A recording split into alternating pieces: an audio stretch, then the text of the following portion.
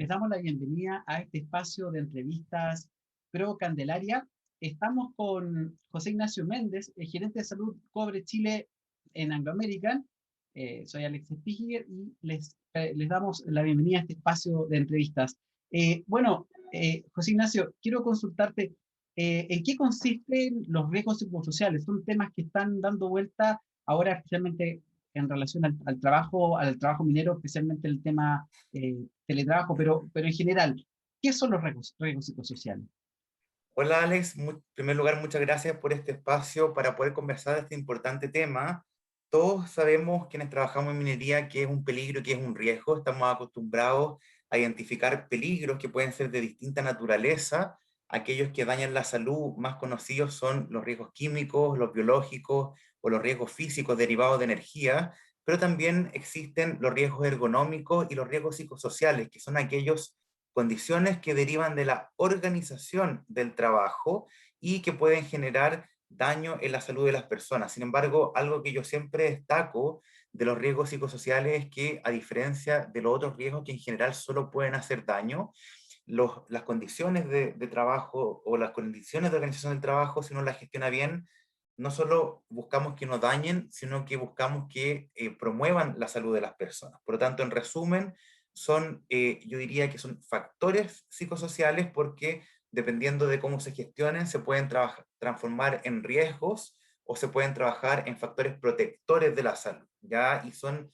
aquellas condiciones que se derivan de la organización del trabajo, de la cantidad de trabajo que tenemos, de cómo el trabajo se organiza, de cómo se configuran las relaciones humanas dentro del lugar de trabajo, de las posibilidades de crecimiento, desarrollo, compatibilizar el trabajo con la vida familiar y una serie de otras condiciones del trabajo que de alguna u otra forma, si es que no están bien configuradas, pueden dañar a la salud de las personas y el mecanismo de ese daño se llama estrés. Entonces, tenemos en el fondo el individuo o la persona, el trabajador o la trabajadora, tenemos por otro lado la organización del trabajo, y si es que esa organización del trabajo está mal configurada, vía o mediante el estrés, puede generar daño en las personas, y ahí hay algo importante, que es que la resistencia que las personas tenemos al estrés es muy variable también. Por lo tanto, a diferencia de otros riesgos, como por ejemplo el ruido, en que a un cierto nivel de ruido,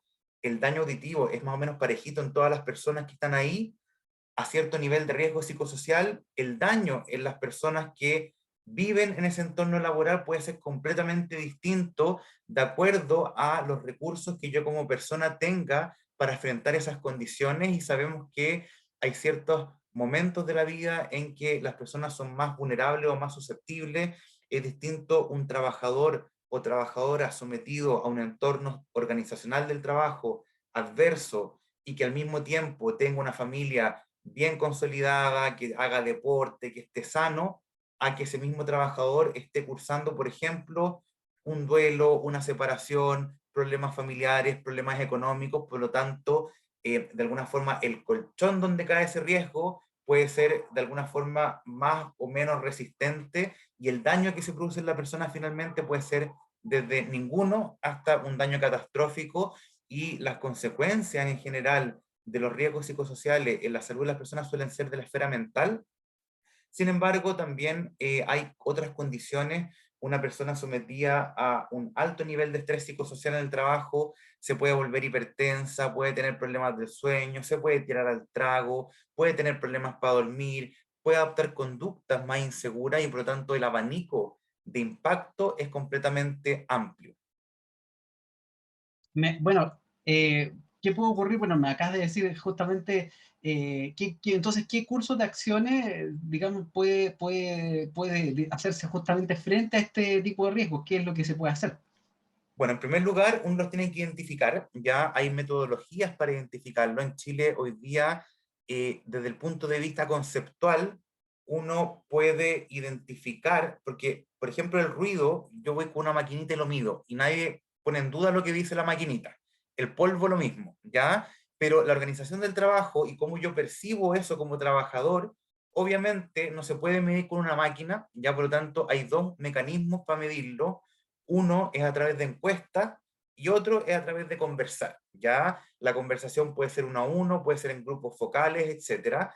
Y en Chile, hoy día, nuestra legislación exige que la metodología, que es la metodología de la Superintendencia de Seguridad Social de Lista 21, es una herramienta que combina, en primer lugar, una encuesta y, en segundo lugar, uno puede complementar ese primer diagnóstico con algún tipo de metodología que sea cualitativa, como por ejemplo grupos de discusión o focus group, ¿ya? Entonces, lo que hacemos con el cuestionario ISTAT 21 es de alguna forma tomar la temperatura, ¿ya? Y si vemos que hay fiebre, mediante el cuestionario y el trabajo de conversación, analizamos de dónde viene esa fiebre, ¿ya? Puede ser por distintos motivos, un ambiente psicosocial del trabajo puede estar malo por muchos factores, perdón, puede ser porque haya malas relaciones con la jefatura, malas relaciones entre empleados, porque la gente está haciendo muchas horas extra, porque haya problemas de maltrato, porque haya situaciones de acoso. Por lo tanto, así es como se evalúa.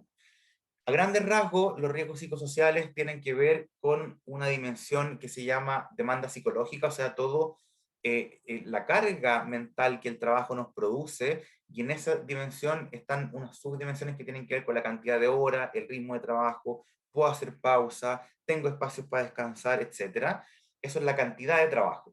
En segundo lugar está como el contenido del trabajo. Ya es distinto trabajar 8 horas, pucha, al ritmo que yo quiero como gerente tomando mis decisiones, que trabajar 8 horas en una línea de producción donde no puedo ni siquiera levantar la mirada porque me puedo accidentar, ¿ya? Es distinto trabajar 8 horas atendiendo público en un, por ejemplo, hospital de urgencia con pacientes graves, que atender público, por ejemplo, en una, no sé, peluquería, ¿ya? Los contextos para ese mismo cantidad de tiempo de trabajo pueden ser muy distintos y eso se llama contenido del trabajo, ¿ya? Después, obviamente, uno dice, pucha, sí, pues, pero la gente que trabaja en urgencia está entrenada para eso. Y ahí viene la otra dimensión que tiene que ver con cómo yo me desarrollo y me capacito, ¿ya?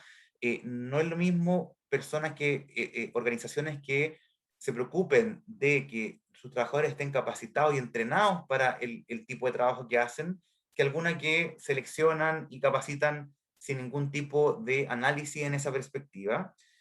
Otra área tiene que ver con cómo se dan las relaciones sociales al interior del trabajo, ya tanto relaciones de jerarquías, de una jerarquía a otra, como las relaciones entre pares, cómo es la cultura de recursos humanos de esa compañía o de esa organización.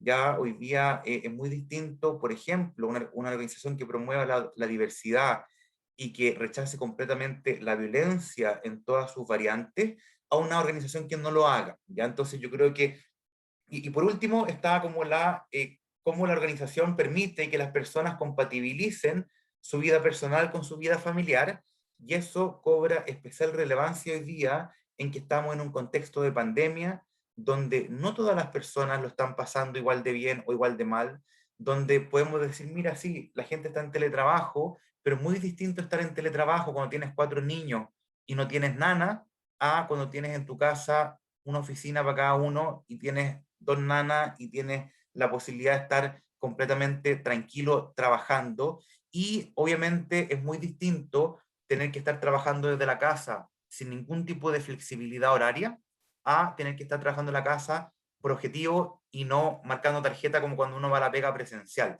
Yo creo que en ese sentido, una de las deudas que tenemos en Chile es poder tener una cultura real de teletrabajo, en el sentido de que el teletrabajo no es trabajo presencial, por lo tanto, el desempeño de un trabajador o trabajadora no se puede hacer en el mismo contexto, no se puede hacer con las mismas métricas ni con las mismas metodologías. Entonces, si yo pienso que un buen trabajador mío es aquel que a las 8 de la mañana me empieza a mandar correo y a las 6 de la mañana termina de mandarme correo, probablemente estoy cometiendo un tremendo error, y lo que uno debería hacer es permitir que las personas tengan claro cuáles son los objetivos para el día, para la semana, y poner cierto margen y dejar flexibilidad en el tiempo distinto. En muchos países o muchas organizaciones que dicen, ok, mira, el horario de trabajo en que tienes que estar en tu puesto de trabajo es de 10 a 15, el resto de las horas distribúyelas como tú quieras, y de esa forma las personas tienen más libertad para poder compatibilizar el trabajo con los niños. Habemos mucho que tenemos también adultos mayores a nuestro cuidado, y de esa forma hay muchas estrategias, pero yo diría, Alex, que lo principal tiene que ver con la participación.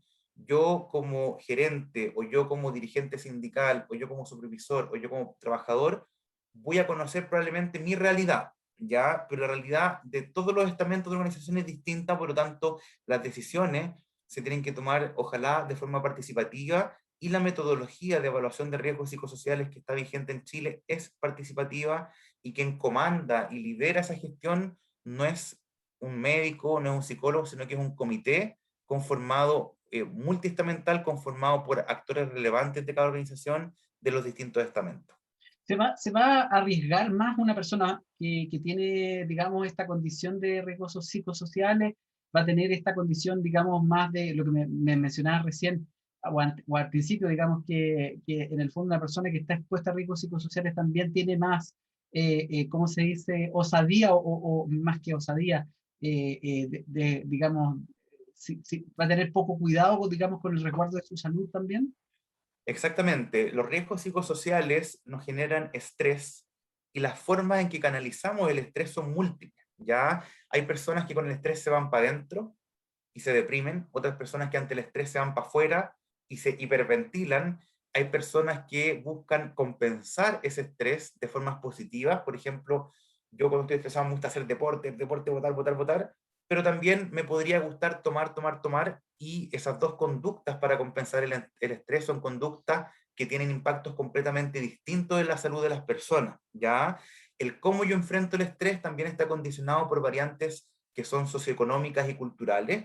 A mayor nivel económico y a mayor nivel cultural, el abanico de posibilidades y las herramientas que voy a tener que hacer para enfrentar el estrés suelen ser mayores. Por lo tanto, en general, la vulnerabilidad y el impacto del estrés producido por el trabajo es distinto en las distintas posiciones.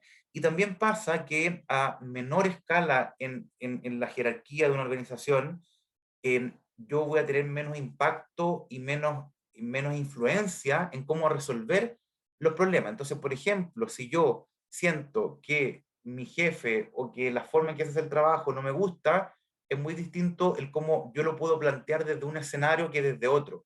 Hoy día en COVID, que estamos además viendo niveles de desempleo altos y un temor elevadísimo a perder el trabajo, eso es tremendamente peligroso en términos de riesgos psicosociales, porque en general, muchas veces, lamentablemente en nuestro país, se percibe a aquel trabajador que reclama por algo o que se estresa por algo como una persona problemática, mala para la pega, que está puro reclamando, que debería estar contento de tener pega y que si no le gusta, buscamos a otro. Eso es lo que pasa en la realidad, y yo creo que esa es una forma muy mala, y es un círculo vicioso que va potenciando y va cronificando de alguna forma el riesgo, y obviamente el impacto de ese riesgo laboral o de ese riesgo psicosocial laboral hoy día además se suma a los riesgos psicosociales que no son relacionados con el trabajo y que tienen que ver con todo el impacto familiar y comunitario que la pandemia ha tenido en personas que trabajan, pero también en personas que no trabajan.